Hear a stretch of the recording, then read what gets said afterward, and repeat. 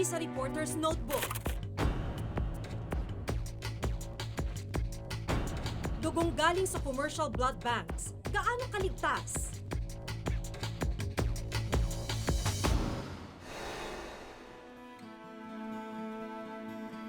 Mga paniki sa Boracay, nawawala ng lugar?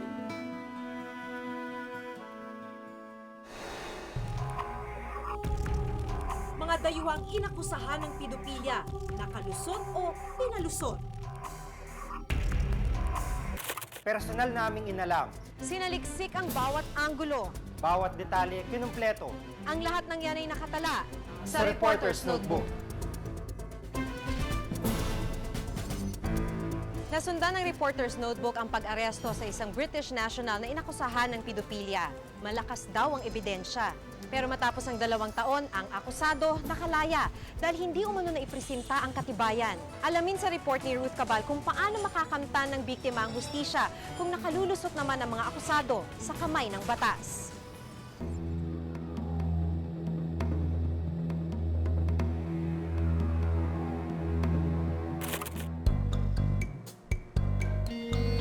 Dalawang taon na ang nakaraan nang una kong makita ang mga videong ito.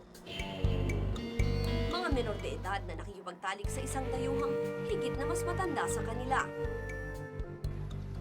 Si Angel, 17 taong gulang na ngayon, isa umano sa mga biktima. Pinangalanan niya ang Briton na si Barry Raymond Edwards na siyang dayuhang nasa video. 3 kaso ng rape ang sinampa sa Briton. Bagamat nakulong, na-dismiss ang kaso kaya nakalaya siya. Hindi kasi sumisipot si Angel sa mga pagdinig sa korte. Nag-file ng motion for reconsideration kaya't nasambahan muli si Barry ng pagkupkop sa isang menor de edad na hindi naman niya kamag-anak sa mga lugar tulad ng bar at motel at possession of indecent materials. Kaya isang manhunt operation ang sinagawa para hanapin ang dayuhan.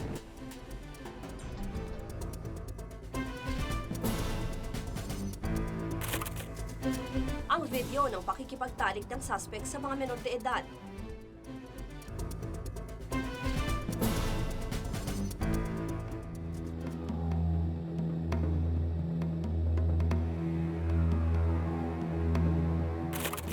Samahan niyo po kami doon sa lugar para makausap natin yung kung sino yung management doon. Kasi as much as possible po, ayaw namin yung magkaroon ng commotion. Kaya mamaya magkaroon ng commotion, malapit lang po dito eh.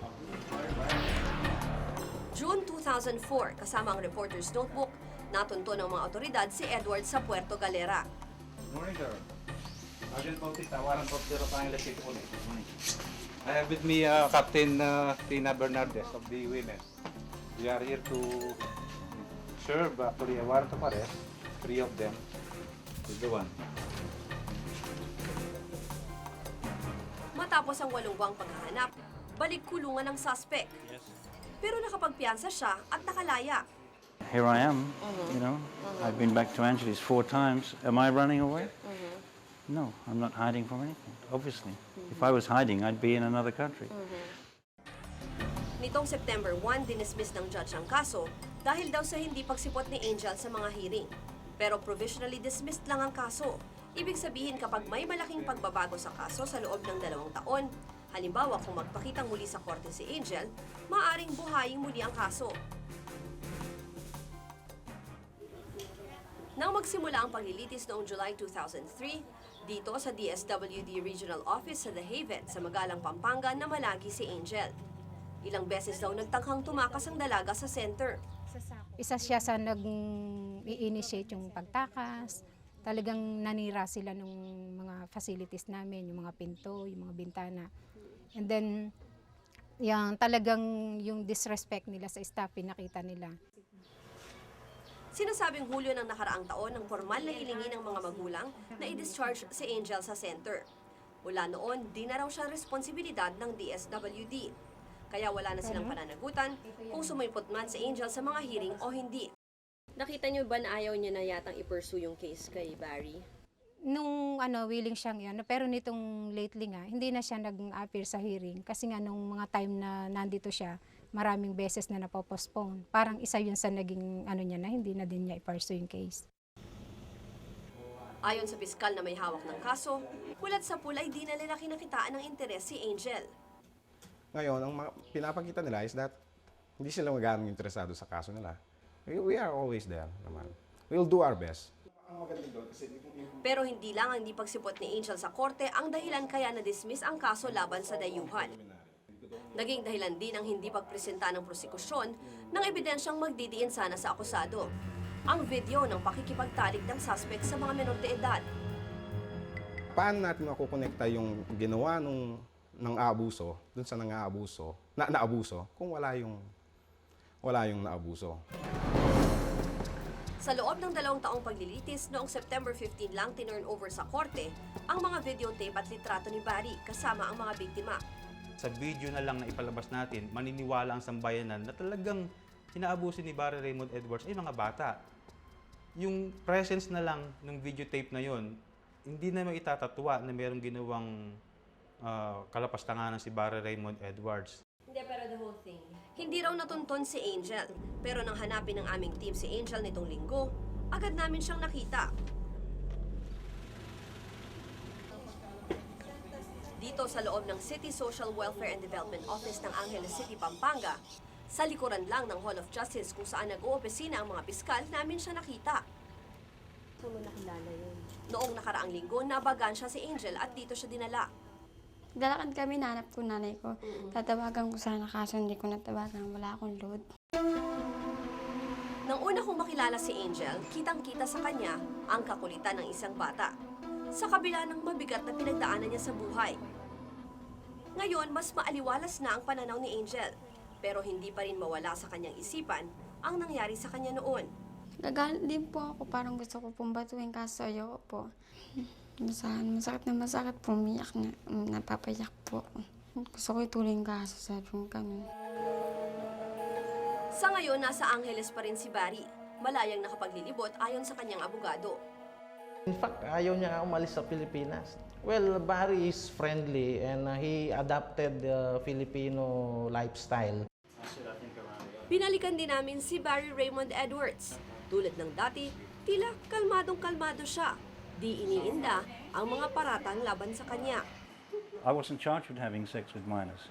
Originally, I was charged with rape, which was crazy, preposterous charge, and it failed. And we stick by Nanindigan din si Edwards na iligal ang pagkakakuha ng mga tape na naglalaman ng sex videos. I have all kinds of videos of programs from English television recorded for me. I have movies. What I possess is my private business. If people take it away, well, they have to justify that. So, unless and until... Hindi rin daw siya takot kung muling buhayin ang kaso laban sa kanya. Nakahanda raw siyang harapin ito. I would like to have seen what evidence they think they have and taken the case to a termination. Yes, I would like to have seen that.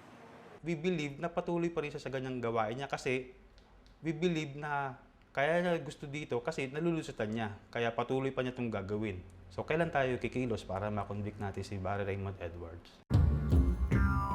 Ayon kay Attorney Garcia, nito lang Setyembre, isang Dutch national ang nakalabas ng bansa bago siya formal na sampahan ng kasong human trafficking at child abuse. Kinilala siyang si Alexander Wilson. Sinasabing 1 taon siyang nakipag-live-in sa 16 anyos na si Irene. Ilang taon na nga si Alex? Ano po, 56 na po. Tapos ikaw, nung panahon na yun, ilang taon ka? 16. Anong reaksyon ng mga tao pag nakikita kayo magkasama? Ano po, nasabi mo matanda na. Oo, matanda na. Pero ikaw, ano naisip mo pag ganon? Minsan po naiiyak ako, kaya minsan po hindi ako sumasama sa kanya. Kasi nag-aalala po ko sa nanay kasi doon na po nagtrabaho sa hotel. Kasi baka pag maghiwalay kami, wala na rin trabaho yung nanay ko. Natagalan umano ang piskal sa paghahain ng impormasyon sa korte para formal na makasuhan si Wilson at makapagpalabas ng whole departure order ang judge. Nang makarating ang HDO sa Bureau of Immigration at maalerto ang mga otoridad sa airport, 30 minuto nang nakaalis ng Pilipinas si Wilson. Sa sistema ng pagkaka-aresto ng suspects, no, kung maaari natin silang i-detain, ay ma-detain ka agad. Kasi doon sa oras na kung saan ay meron ng preliminary investigation, hanggang sa oras na umabot ito sa piskalya, yung mga accused ay nakaisip ng tumakas at nakakagawa na ng paraan para makalabas ng bansa. Nakalulungkot na sa ilang kaso tila hindi maipakita ng batas ang mga ngipin nito. Kung magpapatuloy ang ganitong sitwasyon, kawawa ang mga inosenteng batang gaya ni Angel at Irene. Ako si Ruth Cabal at itong nakatala sa aking Reporter's Notebook.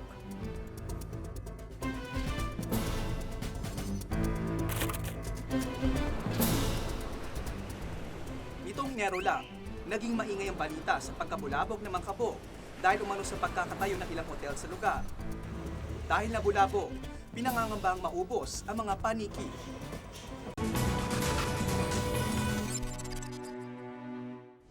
Pagsilip ng takip silim sa Boracay, nagigising ang mga nilalang ng kadiliman, ang mga paniki. Tirahan na raw ng mga ito ang Boracay bago pa man maging tourist spot ang lugar. Dahil sa mga pagbabago sa isla, kumukonti ang bilang nila. Alamin sa report ni JP Soriano kung bakit ngayon ay tila nanganganib pang mawala ng tirahan ang mga kampon ng kalikasan.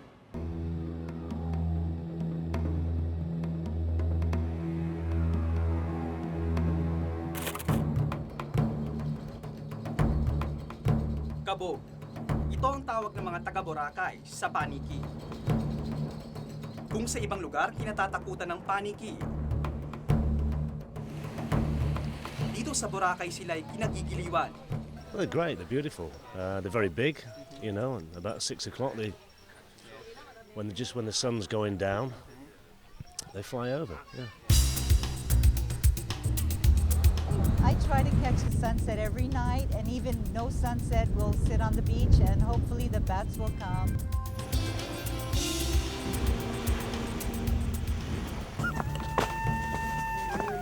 Halos 30 minuto kaming naglakad.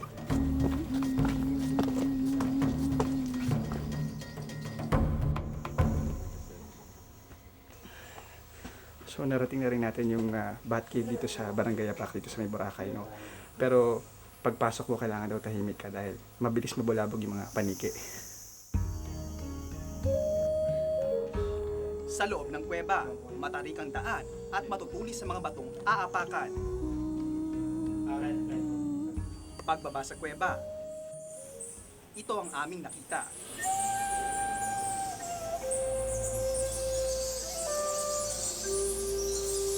Pero di lang pala Mangkabog ang naninirahan dito. Isang sisne ang natsyempohan namin nagtatampisaw sa tabi ng bukal.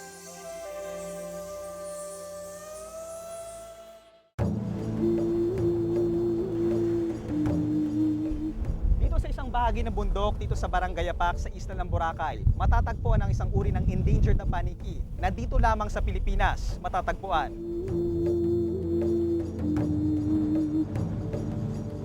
Iba't ibang uri ng mga kabog ang naninirahan sa Boracay. Kabilang dito ang Philippine Giant Fruit Bat, ang pinakamalaking paniki sa buong mundo. At ang endangered Golden Crown Flying Fox na dito lang sa Pilipinas matatagpuan.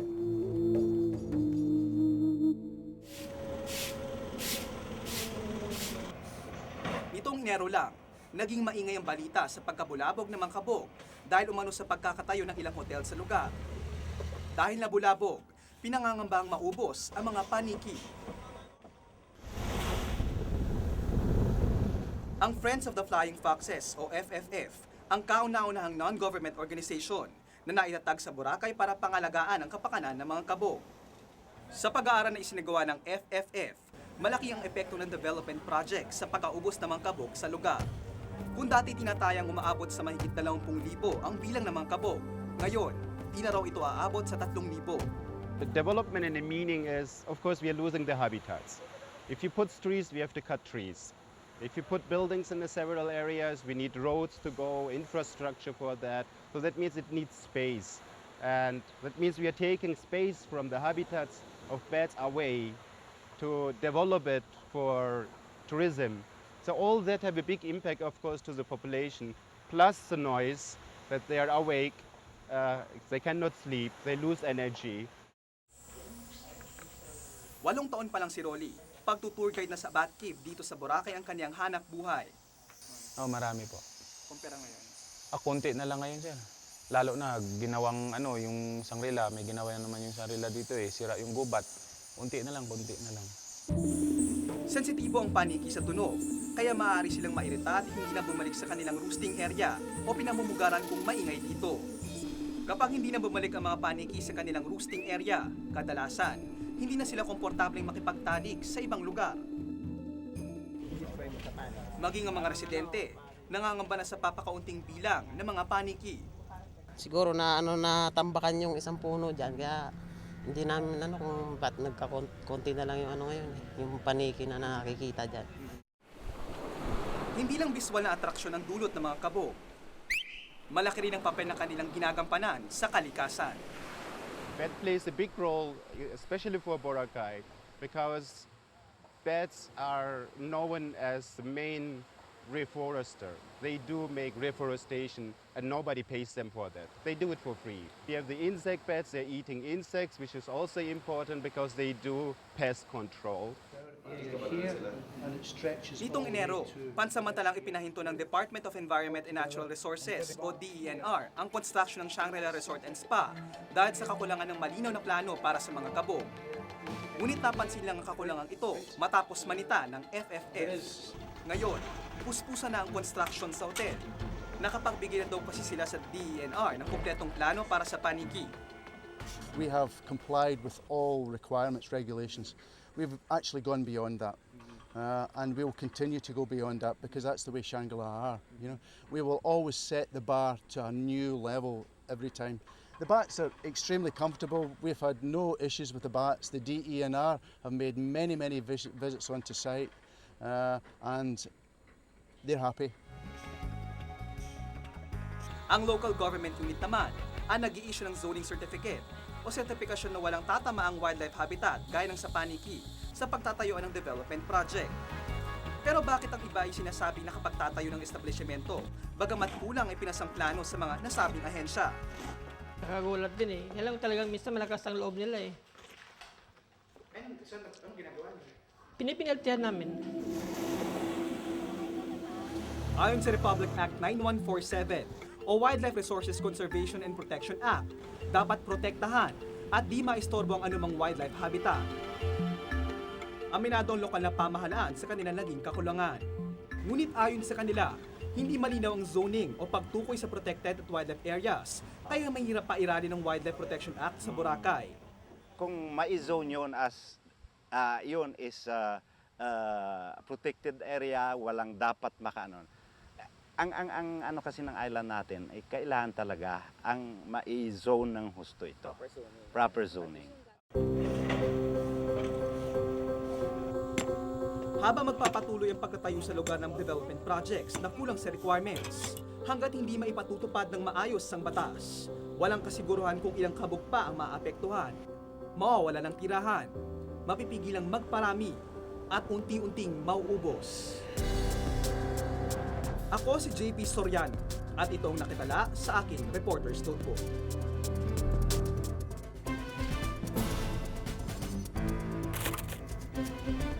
Si Lito, miyembro ng Komando Gang. Ginawa na niyang hanap buhay ang pagbebenta ng dugo. Bawat patak ng dugo mahalaga, pansagip, pandugtong ng buhay. Pero matagal ng problema kakulangan ng dugo sa ating mga blood bank at ilan sa mga pinagkukunan nito, napipinto ang pagsasara. Paano mapupunan ang pangangailangan ng mga pasyenteng umaasa sa bawat patak nito?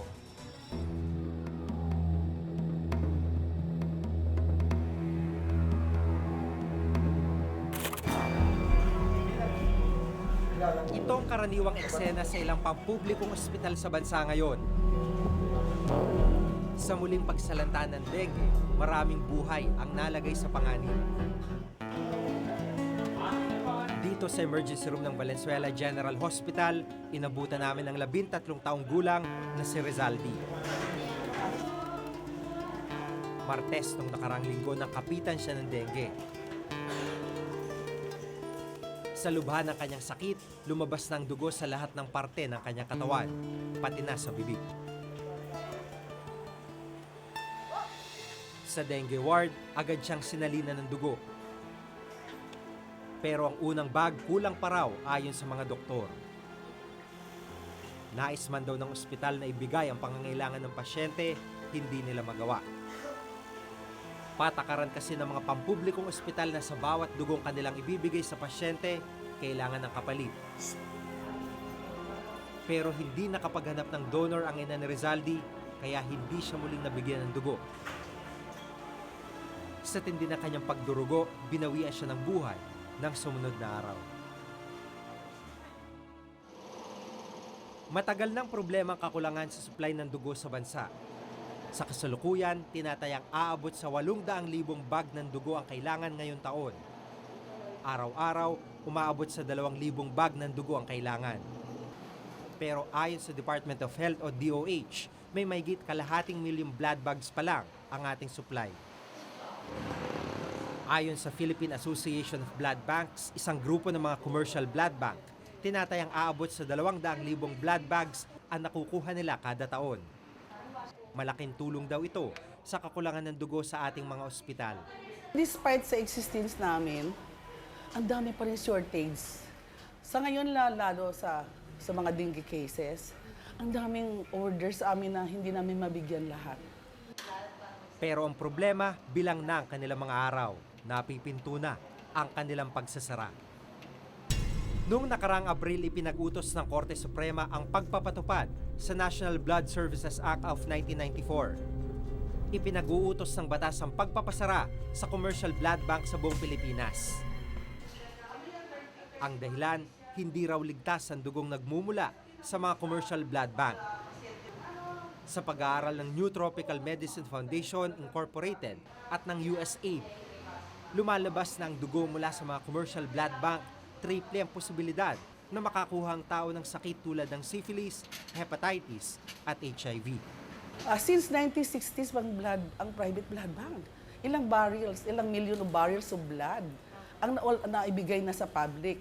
Bakit wala naman nagdedemanda sa amin so far? Araw-araw ganito ang nangyayari sa commercial blood bank sa lungsod ng Maynila. Maaga pa lang, mahaba na ang pila. Ang mga magbebenta ng dugo na karaniway mga lalaki, matyagang pumipila para magpasuri at magpakuha. Nakilala namin ang dalawa sa regular na nagbebenta ng dugo sa mga blood bank na ito. Si Lito, miyembro ng Komando Gang. Ginawa na niyang hanap buhay ang pagbebenta ng dugo. Bordado na tato ang kanyang katawan. Sa kabila nito, malaya pa rin siyang nakakapagbenta ng dugo. Andun na tayo, nandun yung konsensya eh. Dala ng pangangailangan eh. Pera eh. Ito yun, marami na.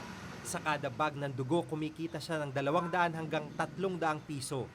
Meron kaming set limit dyan sa pagkuha namin ng dugo sa mga may tato. Unang-una na, are you a previous inmate of a prison? Mga ganun po, hindi namin na-allow. Gaya ng kaibigan si Lito, pera din ang dahilan ni Ramon sa pagbebenta ng dugo. Sa dami na nga ng mga tusok ng karayom sa kanyang braso, bakas na bakas ang mga peklat. Aminado siyang gumagamit siya ng droga, pero nakakapag-donate pa rin siya ng dugo. Sinama ako ng barkada ko para gumamit ng Cebu. Pagkatapos aming gumamit, diretso na kami rito sa blood bank. Tuwing matatapos magbenta ng dugo, ito ang kanilang inuuna bago umuwi. Hindi raw nakakabahala ang napipintong pagsasara ng mga commercial blood bank. Kasamang Philippine National Red Cross, kabila ng sinasagawang bloodletting ng mga ahensya ng gobyerno. Bago kunan ng dugo ang donor, sinisiguradong malusog ang pangangatawan nito. Habang ang mga gamit tulad ng hiringgilya, pinananatiling bago, malinis at disinfected. Giit ng DOH, isinasagawa ang bloodletting upang tugunan ang magiging kakulangan sakaling maipasara na ang mga commercial blood banks. Pero umaapila pa rin ang mga miyembro ng commercial blood banks. Aminado man sila sa ilang kamalian, hindi raw solusyon ang kanilang pagsasara. May 9% raw ng supply ng dugo sa kanila nang gagaling. Sa bawat patak ng dugo, oras ang inahabol ng nangangailangan nito para sa kanyang kaligtasan. Pero habang hindi patuluyang naisasayos ang sistema sa pangangalap ng dugo, patuloy pa rin magdurusa ang mga pasyenteng umaasa sa bawat patak nito. Ako si Jigo Manikat at ito ang nakatala sa aking Reporter's Notebook.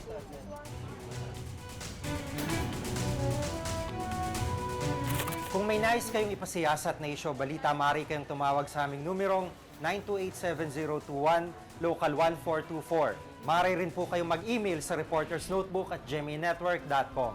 Para sa malalimang pagtingin sa mga issue at balita, samahan niyo po kaming muli sa susunod na Martes. Ako si Maki Pulido. Ako si Jigo Manikad at ito ang Reporter's Notebook.